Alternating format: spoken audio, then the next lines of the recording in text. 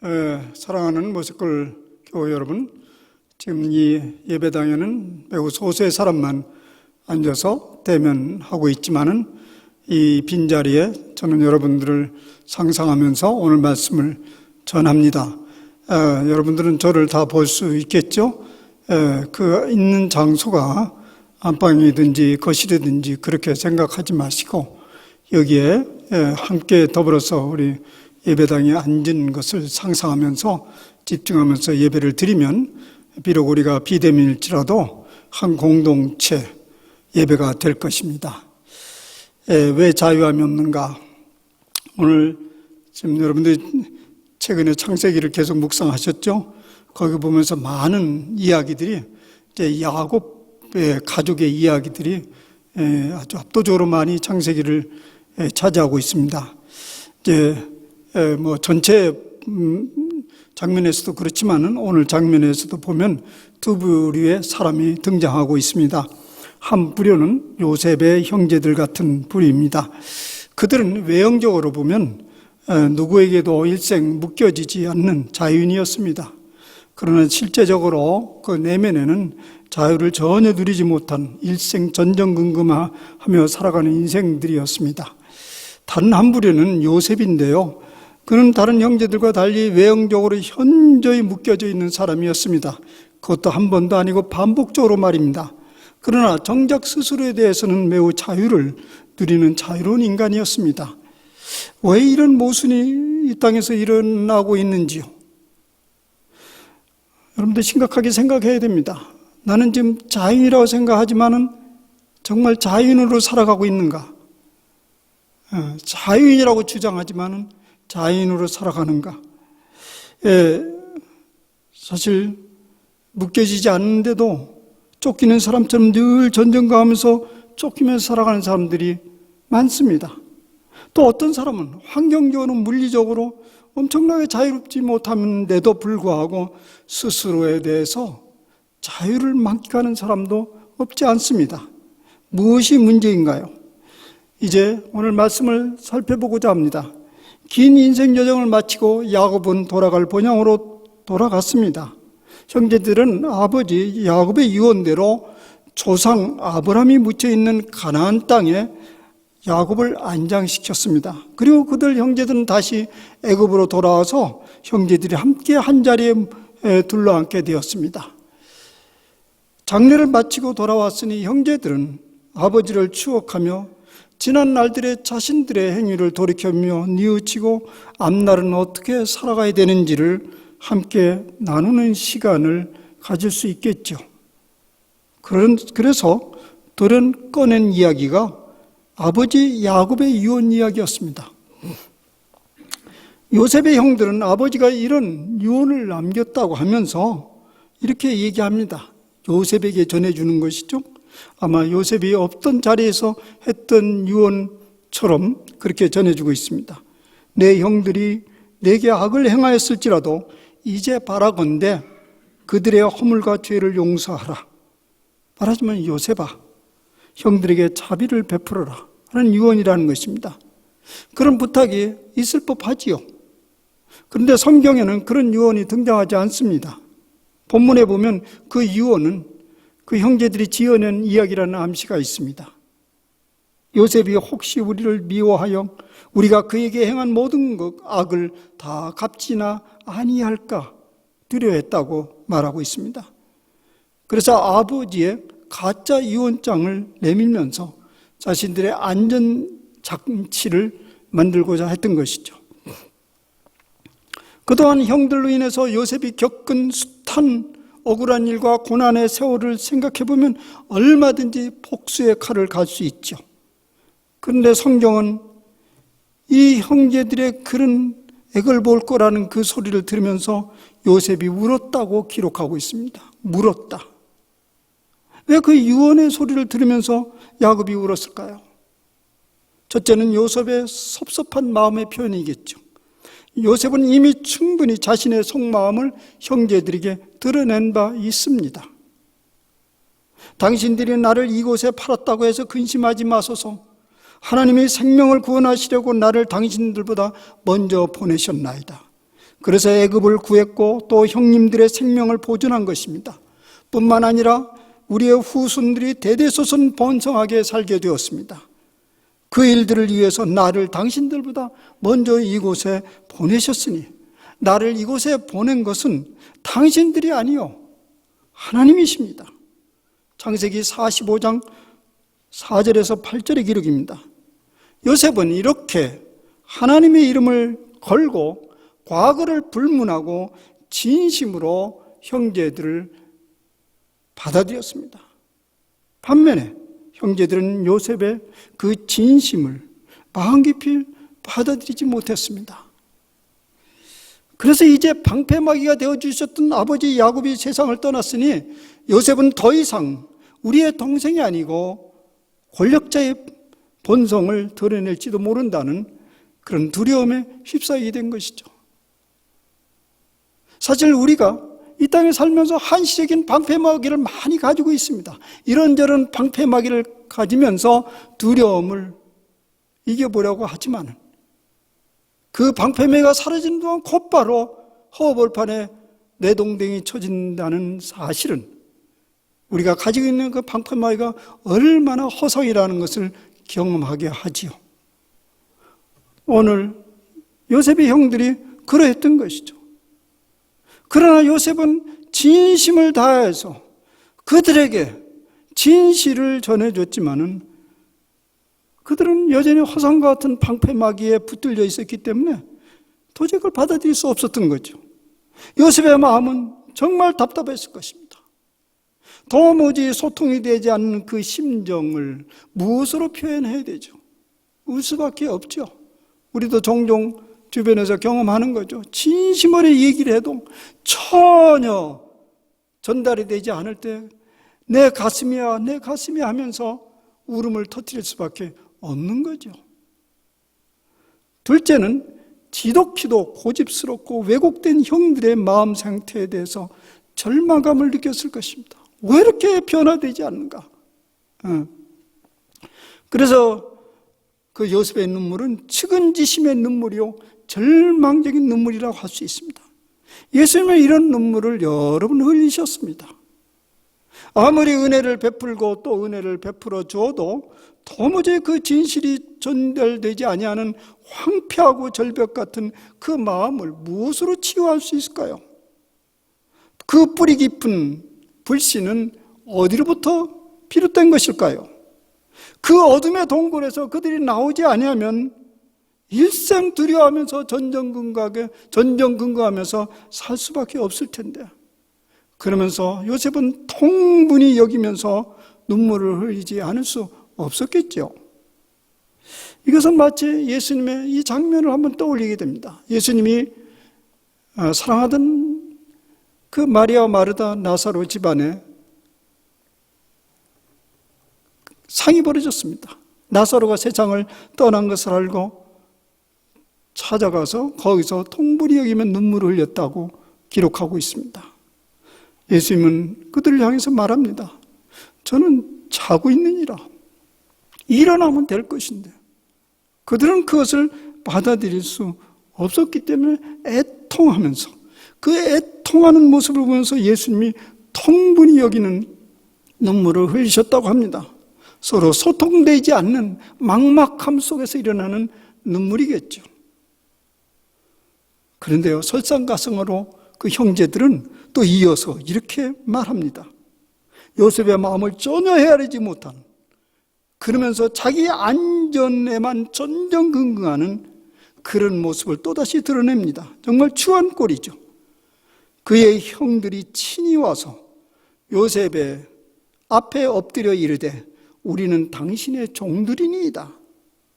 누가 형들을 종이라고 했습니까? 요셉이 언제 그들을 종이라고 했습니까? 요셉은 그들을 동일한 형제로 받아들였습니다. 그런데 그 형제들은 늘 그래왔던 것처럼 종의 습성으로 가득 들어차서 종 노릇을 하고 있는 것입니다. 사실 우리가 누가 우리를 억압하고 있습니까? 그런데 이런저런 모양으로 종 노릇하는 일들을 여기서 대변하는 보이는 것입니다. 그럼에도 불구하고 요셉은 다시 그들을 안정시키는 시도를 합니다. 두려워 마소서. 내가 하나님을 대신하리까? 하나님이 하시는 일에 대해서 나는 심판할 권한이 없습니다.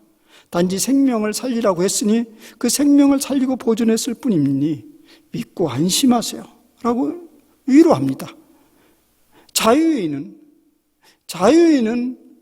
언제나 반복적으로 용서할 수 있습니다. 얼마든지 용서할 근거를 찾아낼 수 있기 때문에 그렇습니다. 이게 구원받은 자유인의 특성입니다. 이렇게 요셉은 반복적으로 용서를 선포하고 그들을 받아들였는데 그 이후 형제들은 자유함을 누렸을까요? 쉽지 않았을 것입니다. 성서는 그것에 대해서 침묵하고 있습니다. 그 형제들이 이 사태의 진상에 대해서 믿음의 눈으로 바라볼 수 없다고 한다면 늘 그런 노예로 살아갈 수 있을 것입니다. 이 일은 하나님이 하셨지 당신이 하시지 않았습니다. 이 요셉의 믿음의 눈을 전해받지 못한다면 그들은 결코 자유할 수 없을 것입니다. 누가 그들을 정죄하기 전에 스스로 자기 자신들을 정죄하고 맙니다. 우리는 안 돼. 그래서 스스로 깊은 어두움의 동굴로 자기 자신을 몰고 들어갑니다.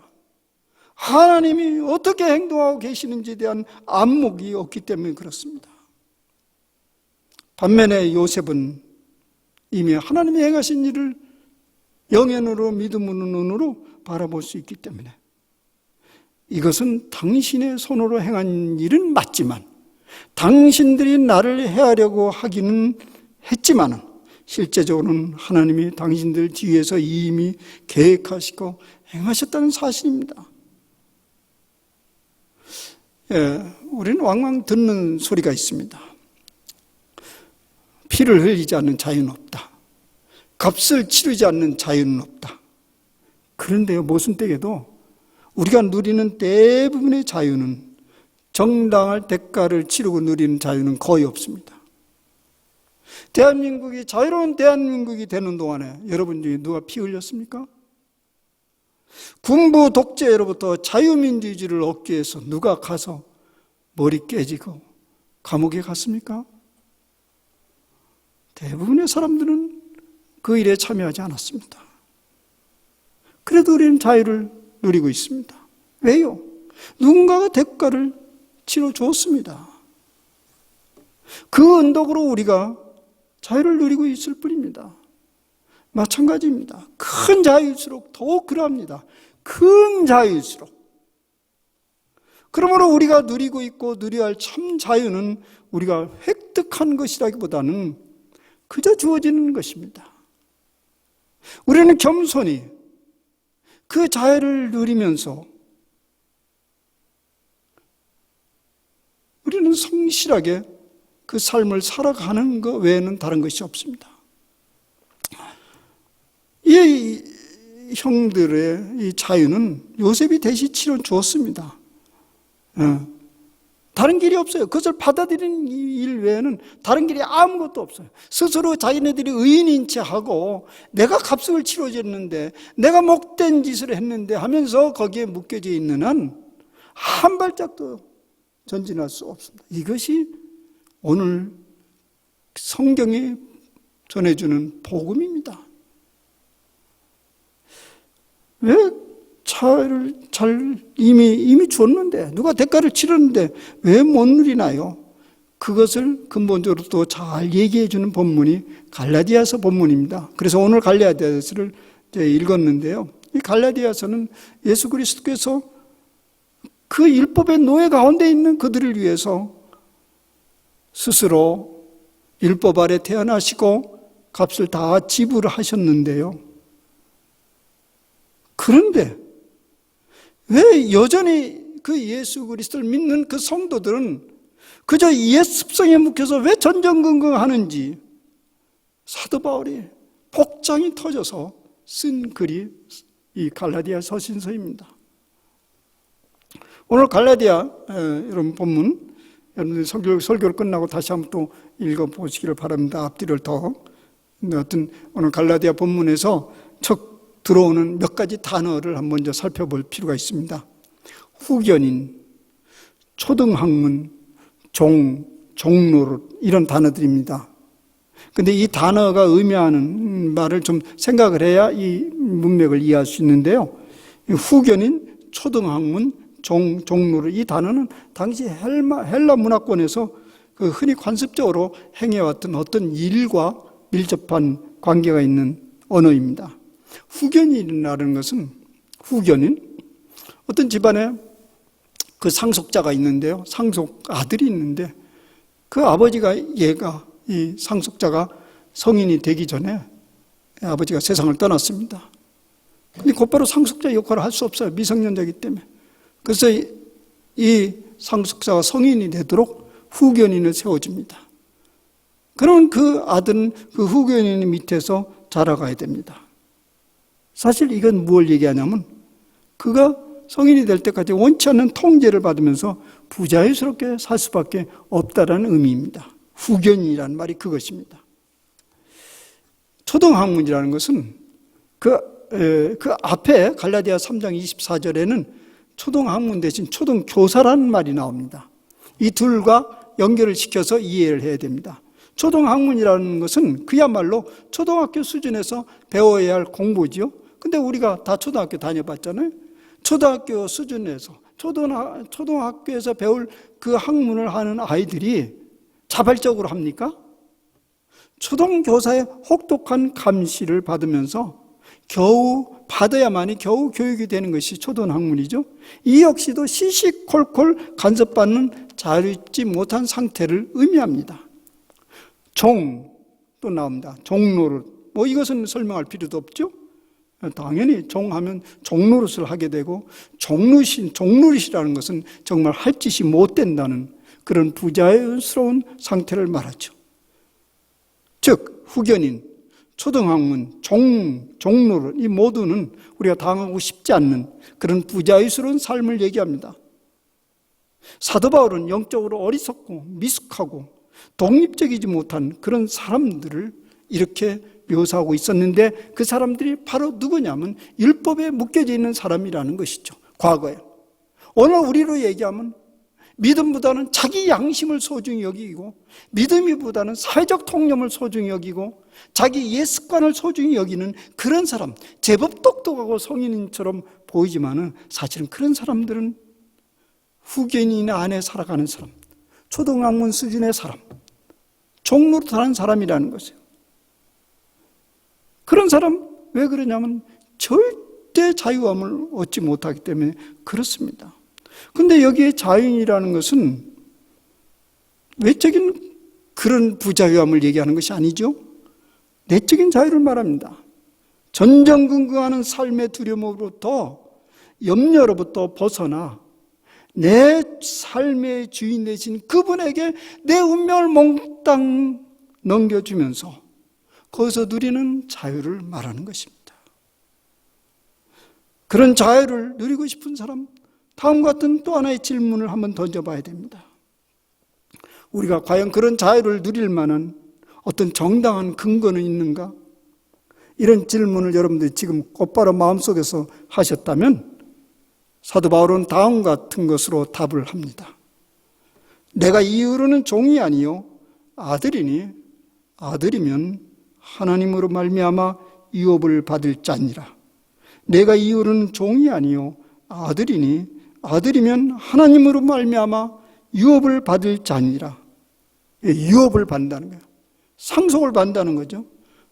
이 의미가 세상적으로는 분명해지잖아요. 돈을 받는다든지 재산을 받는다든지 그 집안의 어떤 가보를 받는다든지 그런 것이 되겠죠. 근데 여기서 유업이라는 것은 다름 아닌 아들이 누리는 그 자유를 유업으로 받는다는 것을 예수님께서 말씀하셨잖아요. 진리를 알지니 진리가 너희를 자유케 하리라고 하잖아요. 그건 아들이 누릴 수 있는 특권인데 그것을 우리가 누릴 수 있다는 것입니다. 완전한 자유를 누릴 수 있는 아들의 명분을 유업으로 우리에게 넘겨줬다는 거, 이미 넘겨줬다는 것입니다. 다시 말해서 하늘 아버지로부터 너는 나의 아들과 딸이다 자녀들이야 이것을 인정받게 된다는 것입니다. 사실 우리 시대에는 이것이 잘 이해되지 않겠어요. 아버지가 낳았으면 아버지 아들이지. 아들의 명분을 받으려고, 유업을 받으려고 그렇게 노심초사하면서 그런 사람 어디 있겠습니까? 근데 사실 이런 일들이 우리 문화 속에서도 종종 있었어요. 그 아들의 명분을 받는다는 것이 얼마나 심각한지 그런 것이 우리 문화 속에 상당히 있었어요. 적지 않게. 옛날 사극에 많이 나오죠? 조선시대에 많죠? 근데 내 시대에도 그런 경험을 한 적이 있습니다. 제가 경험한 적이 있어요. 제 중학교 시절에 한 친구 이야기입니다. 그 어릴 때 같은 중학교 친구였는데 서울에서 또 다시 만나가지고 그 친구와 잠시 함께 살던 때가 있었어요. 그때 제가 20살에 막 되기 전이었어. 근데 그 친구가 그 집에서 같이 사는데 어느 날 그의 아버지가 지방에서 찾아왔습니다. 근데 그 아버지가 어느 지방에 면장으로 계시는 분이었어요. 찾아왔어요. 전 처음 본 사람인데 그 아버지라고 하더라고요. 근데 이제 제가 그 자리에 바로 있었어요. 갑자기 찾아왔기 때문에. 근데 그 아버지와 그 아들이 이렇게 앉아서 대화를 해가는데 아버지와 아들인데 얼마나 그 자리가 부자연스러운지요. 아니, 부자연스러운 게 아니라 짙은 먹구름이 껴지는 걸 느꼈어요. 곧 소나기라도 쏟아질 듯한 그런 분위기였습니다. 아닌 게 아니라 조금 지나니까 막 언성을 높이면서 다툼이 시작됐습니다. 그 옆에서 가만히 그 소리 왔다 갔다 하는 그 대화의 다툼 소리를 들어보니까 그 집 사정이 이러했구나라는 것을 알게 됐는데 그 친구가 그 아버지로부터 공적으로 자식의 인정을 받지 못한 아들이었습니다. 왜냐하면 그의 어머니가 인정받지 못한 첩이었습니다. 불행한 시대의 일이지요. 그래서 그 친구는 성인이 되어 법적으로 권리를 주장할 수 없는 자식의 명분을 얻고 싶었던 거죠. 이제까지 그걸 얻는데 마침내 나도 이제 나이가 들었으니까 아주 덩치가 커요. 기운이 좋은 친구인데 하여튼 이제는 강압적을 표해서라도 아들인데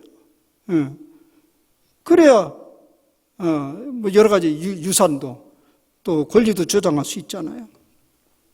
그날 저녁에 매우 둘이 막 심각한 다툼이 벌어져서 막 뭘 던지고 야단했는데 그 아버지는 끝까지 답을 주지 않았습니다. 그리고 그 친구는 그 일로 인해서 정신과 치료까지 받아야 했습니다. 그런 처지에 있는 사람들의 가장 심각한 것은 말할 것 없이 아들의 명분을 받아내는 것입니다. 사실 우리가 이 땅에서 살면서 여러 가지 묶여져 살아요. 이것저것 걱정도 많고. 근데 어떤 때는 억울해요. 우리가 하나님의 자녀라고 하는데 하나님의 자녀가 왜 이렇게 비실비거리냐 이거죠. 그러니까 무엇보다도 그 아들의 명분을 확실하게 잡아내는 것은 방금 이 친구와 틀리지 않는 심정입니다. 진짜 심각하게 우리가 자유함을 생각한다면 말입니다. 여러분, 한번 물어봅시다. 하나님은 우리에게 누구시죠?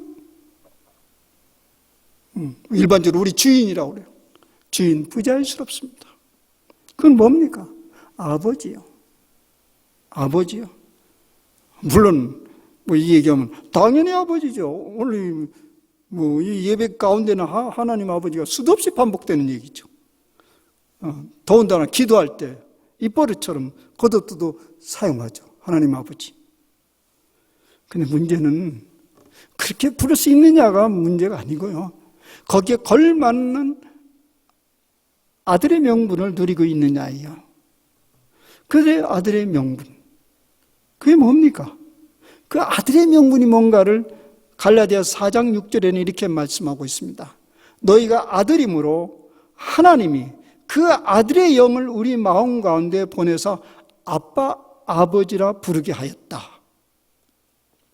우리가 아들 됐어요? 아들 된 증거가 뭐냐? 아빠, 아버지라고 부르게 됐다는 거예요. 그래. 우리가 실제적으로 하나님을 아빠 아버지라고 부르지는 않지만은 우리가 지금 계속 그 반복적으로 하나님 아버지를 부를 때 이 아빠 아버지에 상응하는 아주 익숙하고 자연스럽게 하나님 아버지라고 지금 부르고 있는 거 사실이에요. 그런데 우리가 그렇게 반복적으로 하나님 아버지를 매우 자연스럽게 부르는 것은 우리가 이 종교적 습성 때문에 그렇습니까? 반복되는 훈련의 결과입니까? 근데 오늘 말씀은 사도 바울은 그런 것이 아니고 예수 그리스도 때문에 우리에게 주어진 그 권리 때문에 그런다는 거예요. 근데 그 권리가 어떻게 주어졌냐면 아들의 영을, 아들의 정신을, 더 쉽게 말하자면 아들의 어를 우리에게 집어넣어줬기 때문에 그 아들이 하나님을 아버지라고 부른 것처럼 우리도 매우 자연스럽게 그렇게 부르게 되었다는 것입니다. 그러니까 이것은 신비적인 일이죠. 반복된 습성의 얘기가 아니라는 것이요. 여러분, 이번 한 주 동안에 의식적으로 한번 하나님 아버지를 불러보세요. 그리고 반복적으로 부르면서 그때 이것은 여상한 일이 아니구나. 그 아들 예수님의 영이 우리 안에서 지금 꿈틀거리고 있구나. 그것을 한번 경험해 보시기를 바랍니다. 그러나 아마 그것은 굉장히 신비적인 경험이라고 할 수 있습니다. 놀라움도 있을 수 있습니다. 우리가 어떻게 이렇게 자연스럽게 하나님 아버지를 부를 수 있겠는가? 그것이 아들의 명분입니다. 또 두 번째, 아들의 명분이라는 것, 그 아들의 첫째 명분이라는 것은 아버지를 아버지로 부를 수 있는, 매우 자연스럽게 부를 수 있는 그것이 우리가 받은 명분입니다. 두 번째는 이제는 우리는 그렇게 아들이 됐지 않습니까? 그 다음에 누릴 것은 아들이 누릴 자유를 누리는 것입니다. 그런데 현실적으로는 사도 바울이 금방 얘기한 것처럼 우리가 마치 후견인의 밑에 있는 사람처럼, 초동 학문에 머물러 있는 사람처럼, 또 종처럼 그렇게 느껴지며 살아가는 이유가 뭘까요?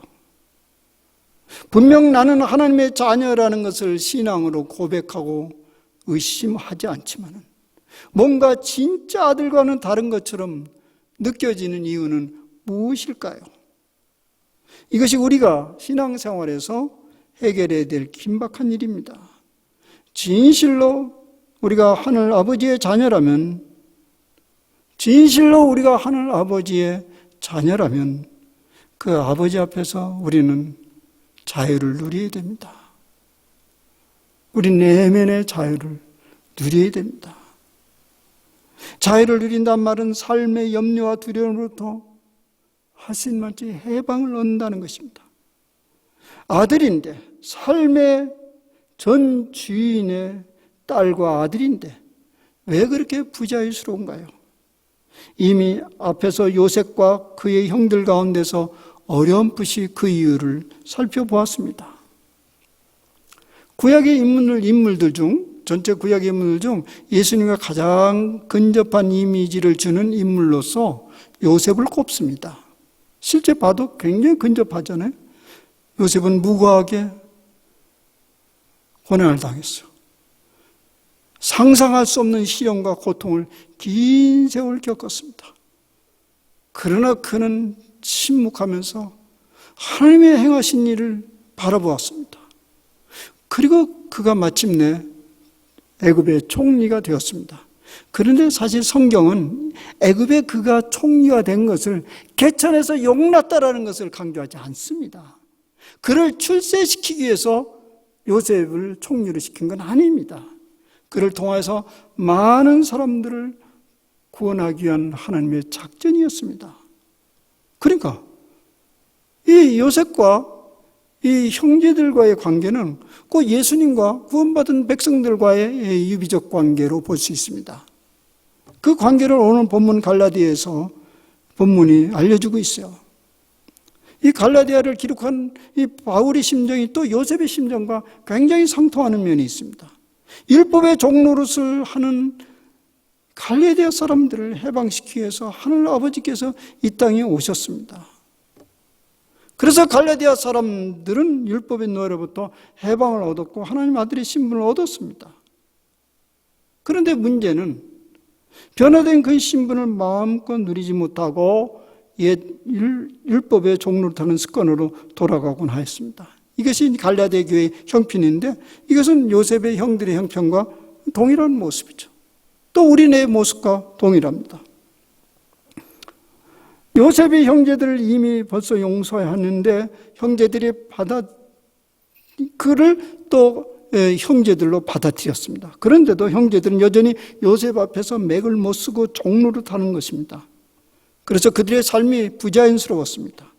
형제들은 반복적으로 우리를 벌하지 말고 우리를 악한 일로 보응하지 말라 달라고 액을 복구하면서 우린 종으로 살아도 좋으니 목숨만은 살려달라고 그렇게 액을 합니다.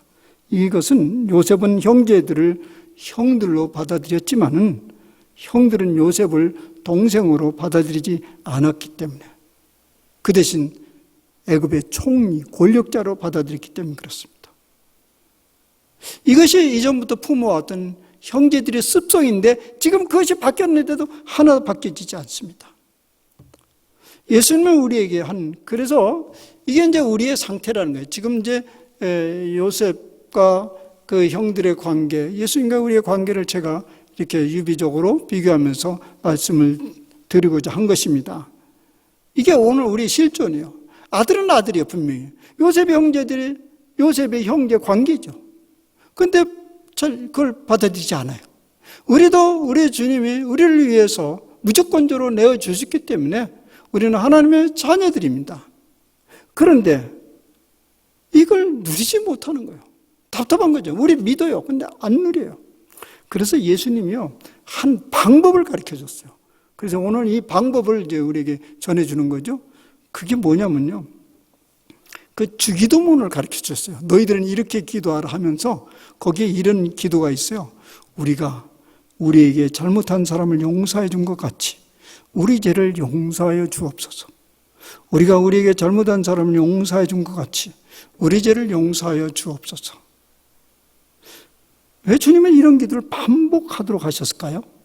매번 이걸 반복하도록 하는데 왜 그랬을까요?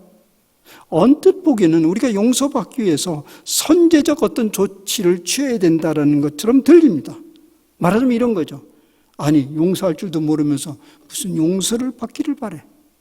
그러면서 하나님이 째려보는 그 엄격하고 화난 모습을 완화시켜주기 위해서 우리가 반복적으로 형제를 용서하고 용서해야만이 비로소 우리가 용서를 받는다.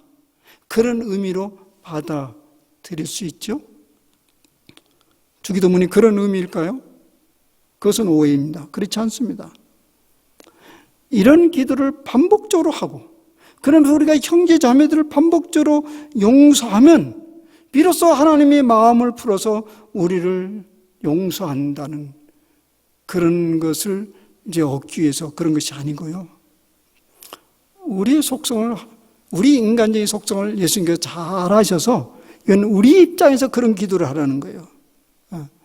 우리가 누군가를 자비롭게 받아들이지 않고 용서하지 않으면 하늘아버지가 베푸신 용서를 받아들일 수가 없다는 거예요. 그래서 우리가 반복적으로 우리가 우리에게 잘못한 사람을 용서한 것처럼 우리 죄를 용서하여 주옵소서 하고 그렇게 계속 우리 마음을 바꿔가고 형제들을 향해서 손을 내밀을 때 아이러니컬하게도 하늘아버지가 벌써 하늘아버지의 용서가 벌써 문 밖에서 기다리고 있다는 것을 경험하게 될 거라는 것입니다. 그래서 우리 마음이 후련해지고 평화를 얻게 됩니다. 그런데 여러분들이 이렇게 생각해 보세요. 누군가가 꽉 묵혀져 있던 것을 이제 탁 풀고 용서를 했어요. 그러면 아주 기분이 좋죠? 마음이 후련해져. 왜 이렇게 오랫동안 이걸 담아줬나? 이런 생각을 하게 됐죠. 그럼 사람들은 그런 얘기죠.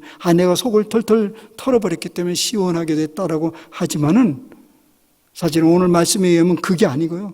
하늘 아버지가 우리를 당신이 기뻐하는 자로 이미 받아들이는 그 사실이 내 속에서 살아났기 때문에 그렇다는 거예요. 사랑하는 여러분, 요셉이나 우리 주님이 조건 없이 우리를 형제자매로 하나님 자녀로 받아들이셨습니다. 왜냐하면 우리는 하나님의 자녀이기 때문에 자유를 누리면서 살아야 되기 때문에 그렇게 해 주셨습니다. 그런데 우리가 받아들이지 못한 이유는 우리 마음이 꽉 웅크러들어서 그래요. 형제를 형제로 받아들이지 못하고 이웃을 받아들이지 못해서 마음이 닫혔기 때문에 그 마음만 열어놓으면 실감 있게 하나님 아버지가 우리에게 전달된다는 것입니다. 그럼 거기에 예상치도 않게 우리가 그토록 묶여있는 삶의 두려움과 염려는 물러가고 큰 자유, 화해와 평화가 우리를 사로잡게 될 것이라는 것입니다. 사랑하는 여러분, 이미 우리는 다 그대로 받아들였습니다. 그래서 그 받아들인 걸 믿습니다. 그렇게 억지로 믿음으로 받아들이려고 애를 써도 안 되는 이유는 내 마음이 열려지지 않아서 그러니 서로 형제를 용납하고 화해하고 받아들이는 연습을 주님이 가르친 기도를 통해서 그렇게 해보시길 바랍니다. 그래서 우리 주님이 주신 큰 자유와 새롭게 맛보는 한 주간이 되시기를 바랍니다. 기도합시다. 주님 감사합니다. 자유로운 삶처럼 보이지만 자유롭지 않습니다. 누가 한마디 말을 잘못 건네도 우리는 금방 움츠리고 두렵습니다. 주님, 우리가 무엇인가 잃으면 곧 모든 것을 잃을 것처럼 두려워합니다. 질병이 찾아오면 우리 몸이 완전히 망가질 것처럼 두려워합니다. 우리 몸이 한 구석이 부서지면 곧 우리 생명이 끝나갈 것처럼 두려워합니다.